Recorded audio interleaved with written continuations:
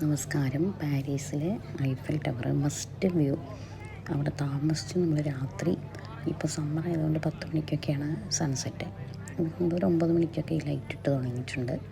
ആൾക്കാരിങ്ങനെ വെയിറ്റ് ചെയ്യണം. Beautiful view. ഇപ്പോൾ പൂർണ്ണചന്ദ്രനെ കണ്ടു, ഫുൾ മൂൺ, ആൾക്കാരെയും കാണാം. അത് കഴിഞ്ഞിട്ട് ഓരോ മണിക്കൂറിന് സൺസെറ്റ് 9 കഴിഞ്ഞായതുകൊണ്ട് 10 മണിക്ക് 10 മുതൽ 10:05 വരെ ഫ്ലിക്കറിങ് ലൈറ്റ്സ് വരും. ഭയങ്കര ബ്യൂട്ടിഫുൾ വ്യൂ. പിന്നെ 11 മണിക്ക് 12 മണിക്ക് ക്ലോസ് ചെയ്യും. അപ്പോൾ ഞങ്ങൾ 10 മുതൽ 10:05 വരെയുള്ള ഫ്ലിക്കറിങ് ലൈറ്റ്സ് കാണാൻ വരെ അവിടെ നിന്നു.